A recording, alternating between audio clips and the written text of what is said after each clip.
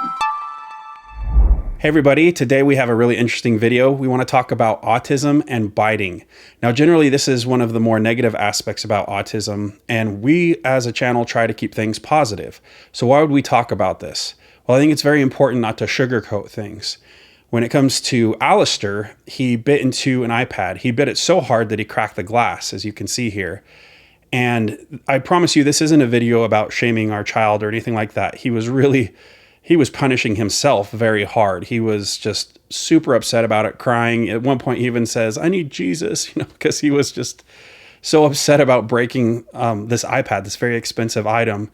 And he was even more upset when we told him, like, "Look, buddy, we don't have the money to fix this right now. A screen replacement costs more than half of the price of the iPad." So he was just really beating himself up about this. And at first, we weren't going to even do a video on this whole thing because we thought it was just a in the moment aggression, bad behavior. It didn't really have anything to do with autism. And I don't like it when parents get online and shame their children, especially on videos and things like that. I think it's very passive aggressive. It's very vindictive. And if they do that kind of stuff, I think they need to stop it. Get some help. Again, we thought this was just a one-time thing, just a moment of aggression. But as it ends up, I found this TV remote a couple of days later after the incident. This TV remote he was chewing on and had bite marks all over it. And then I realized this is a much bigger problem than we first thought. Now, I need to back up a little and talk a little bit about him as a toddler, because he did go through a biting phase and we thought it was over. He had reached out to try to bite people, and you can see that from some of this footage here that he's trying to bite this other child. He had bitten me and my wife, and sometimes he tried to bite his brothers. I think he bit Connor really hard one time. And we were going to get help for him. We were going to get him a chew toy. I'm going to talk about this here in a little bit. But eventually it just kind of went away, right? Because we thought, well, maybe if we can just talk to him, because he was at the point where he was starting to understand things a little bit better. We're like, oh, maybe he'll just, give it up over time. And he did, or so we thought, right? What he did was called masking. And some of you in the autism community are very familiar with masking. But basically, it's hiding an autistic trait so that you can get along in the world, for lack of a better term, so you can fit in. And so Alistair knew that biting was a negative thing, and he didn't want to do it. So I think he just kind of buried it a little. He kind of hid it a little. And when you do that, eventually the truth comes out, right? And so he started biting on this remote, and he just hid it under his pillow or under his blanket, and he just kind of kept it out of our view. And we thought that for years, actually, we thought that this problem had been solved until he came to us one night and was just crying like, "I bit into this iPad." And of course, we were worried about his safety because it's glass, right? He bit right into that glass. But he was fine, thank goodness. But then, yeah, that's what happened. It revealed other things like the biting of the remote. And so Brittany and I were like, okay, we need to address this issue. It's been going on for years now without us knowing about it. So we're like, I think it's time to get chew toys. Now, when it comes to chew toys, people have this funny view of certain things when it comes to autism and safety or helping them out. And one of the things that I've noticed is chew toys and harnesses get a lot of negative attention, and a lot of people like comments saying like, "Oh, you treat your kid like an animal, like a dog, right? You give them chew toys or you give them a harness."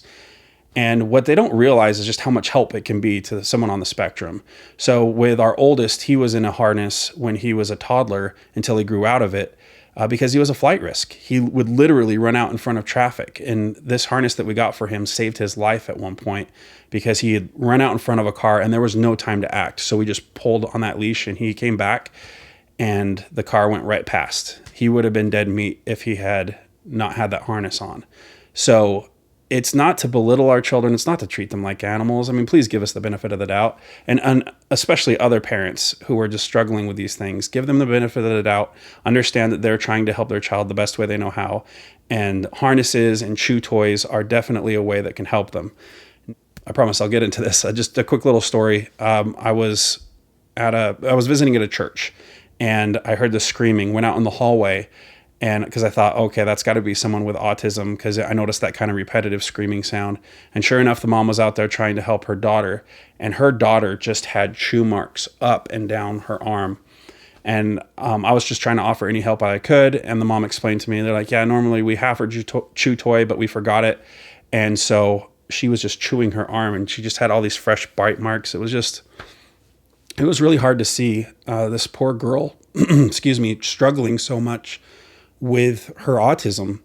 And that's just something that I think a lot of people, they want to keep it out of sight, out of mind, and they don't want to talk about it. But this girl needed a lot of help. And that's where these come in. So Alistair isn't home yet. He doesn't know that these arrived in the mail. We got these off of Amazon, and we're not affiliated with this company in any way, shape, or form. He actually saw what I was looking at online, and he decided to pick out this orange one. It came in a little variety pack. I'll show you the colors here. So it came with all of these. And so far, I was kind of curious, because I think it's made out of silicone or something like that. I was kind of curious about how durable these things are. Will it hold up to hours and hours of biting and chewing? And you probably can't see here, or maybe I need to show a close-up shot, but there's very little bite marks. And I was just like biting down on this thing, seeing if I could break it. And I'll show you here. So yeah, I'm not biting through it. These things are really, really tough, and that's great. And they come in all kinds of shapes and sizes. I think I saw a group of necklaces that look kind of like Spider-Man themed or something like that. But the point is that there's a lot of choices, and it's good because, you know, maybe your kid on the spectrum or someone on the spectrum is a little bit embarrassed, or they don't want someone to know that they have a chew toy. So this one is shaped like a Lego. It's kind of unassuming. There's others that are even more unassuming. And the nice thing is you can just throw it on, and if you want to hide it, you can just drop it behind your shirt. Excuse me, I'm a little congested. It's hidden, right? So it's not that big a deal. So it's nice to have the lanyard, the necklace loop, or whatever you want to call it. So we're going to see how Alistair reacts to this chew toy. We're going to let him play with it for a little bit, and we'll show some footage of that. Hey, Alistair, check this out. Whoa. Do you know what that is? A chewing toy? Yeah, it's a chewing toy. Don't worry, I already washed it. You want to try it out? Yes.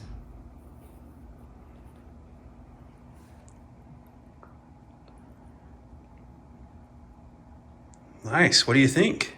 Good. Good?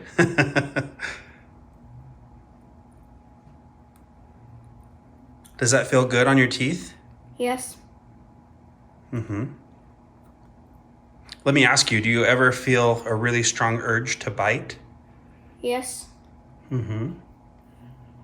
And do you think you'll wear that at school and everything? You can tuck it into your shirt if you want. So you can just drop it, inside your shirt. You don't have to take it off. Here, put it on real quick. Let me show you. You put it on. And then this goes inside your shirt, like this. So just drop it in there. And look, you can hardly tell it's there. Look, guys, this is magical. Magical. Oh, yeah. You can do that, or here's another way. You can just pull up on this, and then if you need to chew on it, you can just chew it. Do you notice how it's kind of shaped like a Lego? Yes. Mm-hmm. It's definitely a Lego chewing. Yep. Yeah, pretty cool, huh? Awesome, I'm glad you like it. Do you have anything to say to other autistic people who like to chew stuff? Yes. Hey guys, I just like to chew this. These are the kind of things. These are chewing, so you don't have to buy any devices that will get bite cracks. Like the iPad? Yes, and bites like on my Roku remote. On your remote? Yeah, so this, you can just chew on this instead. And they'll calm me down from getting angry. Very good. And guess what? There's more too. Hold on. I know that So yeah, Alistair, look, there's more. if I get multiple of them. Yeah, so we can put some in your backpack. You know, we can have some around the house. Let's make the rodent one. Oh my gosh, this is gonna be the funniest one. You're just gonna put them all on, huh? That'll just be a lot of this is gonna be called the rodent. Yeah, and they do have these adjustable straps As you can see, you can move them around. And he's just gonna put all of them on. That's a lot of... That's a lot of chewing, dude. You silly. And do they bend too? Yes. They're very bendable, so you can see. It's like a toy. Yeah. You can just bend it. It can just bend. Yeah, and it's got this nice texture on the back too. You can see there. So that might feel good against the gums or roof of the mouth. All right, everybody, I hope that was helpful. I hope you know that as time goes on, there's more and more options when it comes to autism-related tools and things that we can use. And you don't even have to be on the spectrum. I mean, there's a lot of people who chew number 2 pencils because they have a nervous habit, right? If you have any comments or questions, as always, let us know, and we'll see you guys in the next video. Thanks.